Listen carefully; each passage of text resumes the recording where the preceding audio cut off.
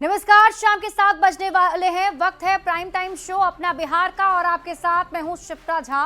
Bulletin में सबसे पहले बात करेंगे न्यूज 18 से खास बातचीत में सम्राट चौधरी ने कहा है कि बिहार में नीतीश कुमार ही वर्तमान है, नीतीश कुमार ही भविष्य है।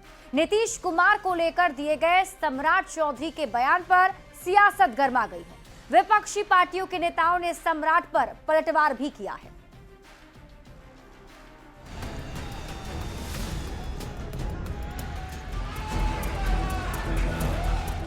आज भी नीतीश हैं और कल भी नीतीश रहेंगे, एकदम बेफिक्र रहिए। आज भी नीतीश हैं, कल भी नीतीश हैं।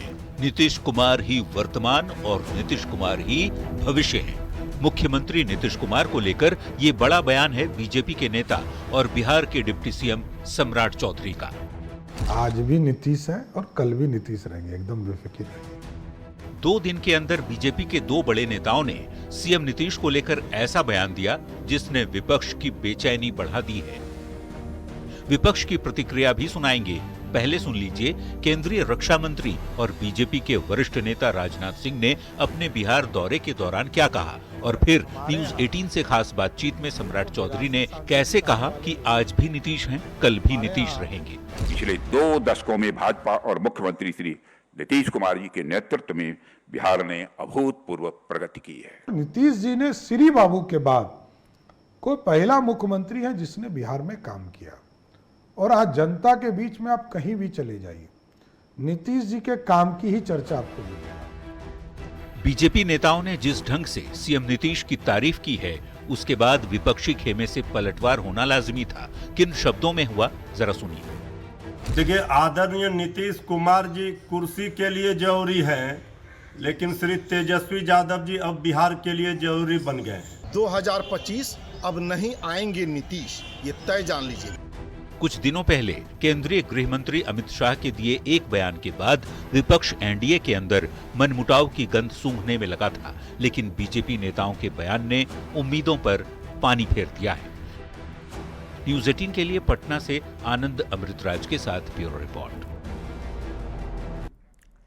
तो बिहार के मुख्यमंत्री नीतीश कुमार और जेडीयू अध्यक्ष नीतीश कुमार ने आज पार्टी नेताओं के साथ अपने सरकारी आवास एक अणी मार्ग पर बैठक की। इस बैठक में सीएम नीतीश कुमार ने चुनाव की तैयारियों को लेकर बातचीत की है, जमीनी हकीकत को समझा है और नेताओं को जरूरी टिप्स भी दे दिए।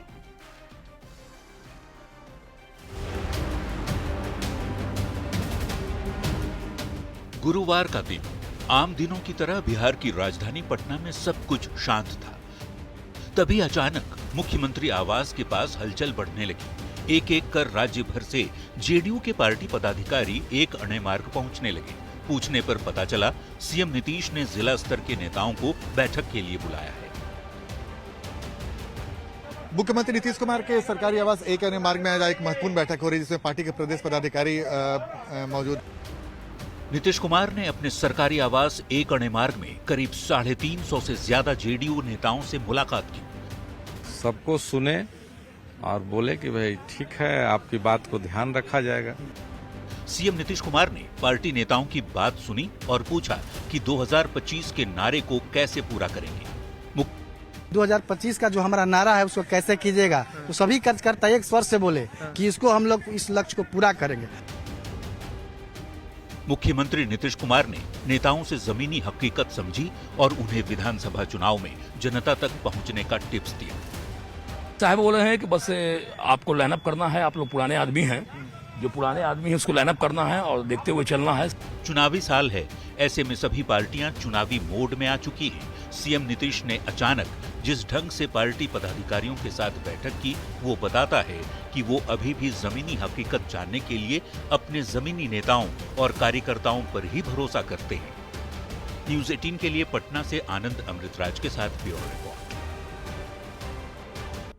वहीं वीआईपी प्रमुख मुकेश सहनी ने एक बार फिर से डिप्टी सीएम पद पर दावेदारी ठोकी है और मुकेश सहनी ने एक बार फिर कहा कि महागठबंधन अगर जीता तो डिप्टी सीएम पद उनका, और अब सहनी की दावेदारी ने महागठबंधन की परेशानी बढ़ा दी। इसके साथ ही मुकेश सहनी ने यह भी दोहरा दिया कि अगर निषादों को अनुसूचित जनजाति के कैटेगरी में डाला जाता है तो पीएम मोदी के लिए प्राण भी दे देंगे। राज्य में डिप्टी सीएम के रूप में देखेंगे।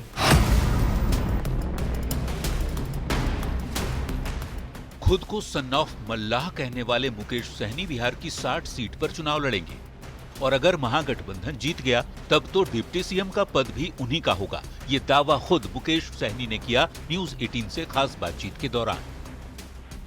इन चुनावों में मान लीजिए आप जीत जाते हैं तो मुकेश सहनी किस रूप में उनको दिखेंगे? राज्य में डिप्टी सीएम के रूप में देखेंगे। कर्पूरी ठाकुर जी के बाद बिहार में कोई दूसरा अति पिछड़ा में लीडरशिप उभरा हुआ है। 37% वोट का नेतृत्व करेंगे और उनका अपना भाई अपना बेटा डिप्टी चीफ मिनिस्टर बनेंगे। उनके आरक्षण के पिछले 12 सालों से खून पसीना बहा के संघर्ष कर रहे हैं, लड़ाई लड़ रहे हैं। आज किसके लिए लड़ाई लड़ रहे हैं? उन्हीं के लिए लड़ रहे हैं। नहीं तो मैं तो मंत्री बन चुका था, मेरे पास विधायक था, मैं चाहता तो बीजेपी को मोदी जी जिंदाबाद करता तो उनके साथ सेटल रहता। पर आपने तो ये कहा है कि आप मोदी जी जिंदाबाद करेंगे अगर अति पिछड़ा निषाद को उस वर्ग में शामिल कर दिया जाए। तो अगर वो कर देते हैं तो आप महागठबंधन छोड़ के उनके पास चले जाएंगे? प्राण तक दे देंगे भाजपा को। अगर मोदी जी आरक्षण लागू कर दे इलेक्शन से पहले तो हमसे प्राण मांगेंगे तो हम दे देंगे, जान दे देंगे।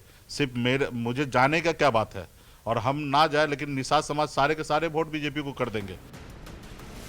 सहनी ने आरक्षण देने पर मोदी के लिए प्राण देने वाला बयान भी दोहराया। सहनी सरेआम महागठबंधन में खुद को दूसरी बड़ी पार्टी बता रहे हैं जो कांग्रेस को नागवार है। बीजेपी जेडीयू के ऊपर कोई कटाक्ष है उनकी आलोचना करने के बजाय और कांग्रेस के ऊपर आधारहीन आरोपों को लेकर मीडिया में बात करते हैं तो ये समझ में आता है कि उनकी नीयत क्या है। ये सब चीज़ें कांग्रेस को अस्वीकार्य है। इस तरह की बयानबाजी ना आगे हो। तो आरजेडी के मुख्य प्रवक्ता शक्ति यादव मुकेश सहनी के बयान का संदर्भ समझा रहे हैं, जरा सुनिए। कौन सा वक्तव्य किस संदर्भ में दिया गया है उस संदर्भों को देखा जाएगा, पर इतना जरूर मैं कहूंगा कि इंडिया अलायंस में कुछ भी इधर उधर नहीं है। कांग्रेस ने महागठबंधन कोऑर्डिनेशन कमेटी के अध्यक्ष तेजस्वी यादव से इस पूरे मामले में हस्तक्षेप करने की मांग की है, जिस पर जेडीयू ने तंज कसा है। बिना कुछ दिए हुए हस्तक्षेप नहीं होना है, इसलिए वीआईपी पार्टी हो अथवा कांग्रेस पार्टी हो, तेजस्वी शरणम गच्छामि के साथ साथ मुस्कुराता हुआ चेहरा, कुछ न कुछ दान द्रव्य में जमीन दे दीजिए, कुछ दे दीजिए, वही बचाव का रास्ता है। महागठबंधन में मुकेश सहनी की दावेदारी ने कांग्रेस की टेंशन बढ़ा दी है और विरोधियों को निशाना साधने का मौका दे दिया है। देखना ये होगा कि चुनाव से पहले तेजस्वी कैसे दोनों दलों के बीच कोऑर्डिनेशन बिठाते हैं। पटना से संवाददाता संजय कुमार के साथ ब्यूरो रिपोर्ट, न्यूज 18।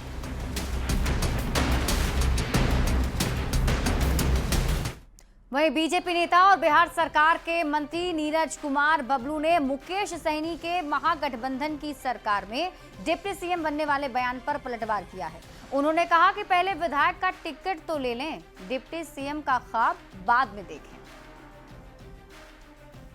जी महागठबंधन की बात करते हैं, उनको तो ये हम पूछते हैं और पूरा मल्लाह समाज हमारे क्षेत्र में लोग पूछता है कि मुकेश सहनी जी के जो पिता का हत्यारा है उसको सजा कब होगा, सबको जेल कब भेजवाएंगे। तो पहले वो बताएं ना कि अपने पिता के हत्यारे के गुट में रहेंगे कि दूसरी तरफ जाएंगे। पहले उनको ये तय करना पड़ेगा कि वो कहाँ है। और दूसरी तरफ कहते हैं प्रधानमंत्री जी तो सबका साथ, सबका विकास, सबका विश्वास पे काम करते हैं।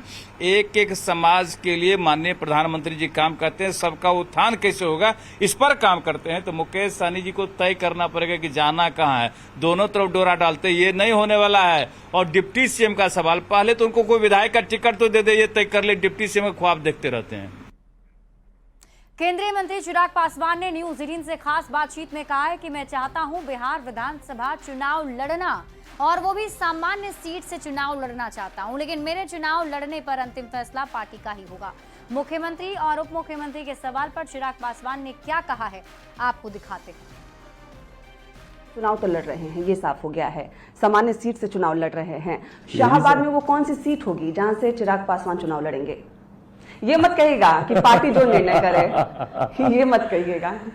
फैसले अगर इतनी आसानी से हो जाते तो मुझे लगता है कि हम लोगों का परिश्रम थोड़ा आसान हो जाता, पर इतना आसान है नहीं है तमाम फैसलों को लेना। मैं चुनाव लड़ूंगा कि नहीं, जितनी सहजता से आपने कह दिया, मैं अभी भी उतनी सहजता से नहीं कह पा रहा हूँ, क्योंकि एक बड़ी जिम्मेदारी है गठबंधन का साथी होने के नाते भी मेरे ऊपर। मेरा मतलब ही नहीं है गठबंधन में होने का अगर मैं गठबंधन का लाभ मेरे सहयोगी दलों को नहीं दे पाऊँ, या मैं अपने साथियों को इस बात का विश्वास नहीं दिला पाऊँ कि क्यों एनडीए गठबंधन ज़रूरी है, क्यों हम लोगों को एनडीए के साथ जाना चाहिए। ऐसे में ये एक अहम जिम्मेदारी मेरे कंधों के ऊपर है। पार्टी अभी भी मंथन कर रही है। जब आप कहती हैं कि ये मत कहिएगा कि पार्टी पे छोड़ दें, पार्टी पे ही छोड़ा है मैंने, और ये पार्टी को ही फैसला लेना है। इससे पहले कि आप बोलें कि पार्टी आप ही हैं, मैं हूँ पार्टी, मैं मानता हूँ, मैं पार्टी का राष्ट्रीय अध्यक्ष हूँ। मैं चाहूँगा कल को जो भी जिस भी सीट पे हाथ रखूँगा मैं लड़ सकता हूँ वहाँ से चुनाव। पर जब मैं कहता हूँ कि पार्टी को फैसला लेना है, वो फैसला इस समीक्षा के आधार पर लेना है कि क्या मेरे चुनाव लड़ने से गठबंधन को फायदा है, मेरी पार्टी को फायदा है। पूर्व में हमने देखा है कि फायदा होता है। भारतीय जनता पार्टी ने इस प्रयोग को कई बार किया है। कई बार उन्होंने सांसदों को, केंद्रीय मंत्रियों तक को विधानसभा के चुनाव में उतारने का काम किया और उनका प्रदर्शन बेहतरीन रहा है। इसी सोच के साथ क्या मैं अगर विधानसभा का चुनाव लड़ता हूं मेरी पार्टी को फायदा होता है, क्या मेरे विधानसभा चुनाव लड़ने से मेरे गठबंधन को फायदा होता है, या फिर मैं मेरी पार्टी पूरी शक्ति मेरी ही सीट पे इस्तेमाल कर लेगी और बाकी जगहों पे जहां पे मैं प्रचार के लिए जा सकता था, ज्यादा समय दे सकता था, मैं नहीं दे पाऊंगा। तो इन तमाम बातों पे अभी मंथन चल रहा है। अंतिम फैसला पार्टी को ही करना है। पार्टी अगर मुझे बोलेगी कि लड़ना है, सीट का आपने जिक्र किया, सीट पे जरूर चर्चाएं चल रही हैं। पार्टी की तरफ से प्रस्ताव था कि एक सामान्य सीट से मैं चुनाव लड़ूं। जो प्रस्ताव मुझे बहुत अच्छा लगा है, इस पे भी चर्चा हो रही है। मुझे लगता है मैटर ऑफ टाइम है, बहुत जल्द क्लैरिटी आ जाएगी। मतलब चुनाव लड़ेंगे या नहीं लड़ेंगे, अभी इस पर अंतिम मोहर नहीं लगी है। अभी इस पर अंतिम मोहर पार्टी का केंद्रीय संसदीय बोर्ड लगाएगा। मैं अकेले उसमें अथॉरिटी नहीं बन पाऊंगा। लेकिन आप चाहते हैं कि आप चुनाव लड़ेंगे? जरूर। मुझसे व्यक्तिगत आप पूछे तो यस, मैं चाहता हूं। मैं तो आज ही मैं इस बात की मैं घोषणा कर दूं अगर आप मुझसे पूछें। बट जैसे मैंने कहा कि ये फैसले इतने आसान नहीं होते। पार्टी गठबंधन कई परिस्थितियों को मद्देनजर रख के फैसले लिए जाएंगे। ये जयकारे लगाते हैं कि बिहार का मुख्यमंत्री चिराग पासवान हो, और कहते भी हैं कि जनता का जो फीडबैक होता है, राजनीतिक पार्टियां अपना फैसला भी बदलती हैं क्योंकि जनता सर्वोपरि है। तो अभी भी उस निर्णय पर आप कायम हैं, क्योंकि जिस तरीके से लोग चाहते हैं कि चिराग पासवान सीएम बने, तो अभी भी आप उसी अपने कमेंट पे रहेंगे कि नीतीश कुमार के नेतृत्व में ही चुनाव लड़ा जाएगा, या फिर जनता के फीडबैक पर आप कुछ विचार कर रहे हैं? बट मौजूदा परिस्थिति में कोई वैकेंसी मुख्यमंत्री पद के लिए है नहीं। गठबंधन ने मुख्यमंत्री नीतीश कुमार जी का नेतृत्व को स्वीकार किया है। वो अनुभव आज की तारीख में बिहार को आगे लेके जाने का वो मुख्यमंत्री नीतीश कुमार जी के पास ही है। तो ऐसे में गठबंधन में किसी और विकल्प की चर्चा हो मुख्यमंत्री पद के लिए, वो संभव ही नहीं। आप डिप्टी सीएम बनेंगे अगर एनडीए की सरकार बनती है? हाँ, अगर यहाँ पे पानी होता तो हम लोग 9 में इंटरव्यू कर रहे होते क्या? मतलब सच एन हाइपोथेटिकल क्वेश्चन। कोई मतलब नहीं है। परिस्थिति कल को क्या रहती है, कैसे रहती है। बट अगर कभी कोई ऐसी परिस्थिति बनती है, जैसा मैंने कहा कि मुझे किसी पद की लालसा नहीं है, तो डिप्टी चीफ मिनिस्टर एक गंभीर पद है। मैं ज़रूर चाहूँगा कि बिहार में रह रहा, जिसको ज़मीनी दिन रात जो बिहार में रहा है, मेरे पार्टी का कोई ऐसा कार्यकर्ता उस पद को सुशोभित करे। बढ़ते आगे, समस्तीपुर में पुलिस ने अपनी करतूत से एक बार फिर सबको शर्मसार कर दिया है। पुलिस का अमानवीय चेहरा एक बार फिर से सामने आ गया। सदर अस्पताल में पुलिस ने एक युवक से गाड़ी की सीट पर लगे खून को साफ करवाया है। ये रिपोर्ट देखिए।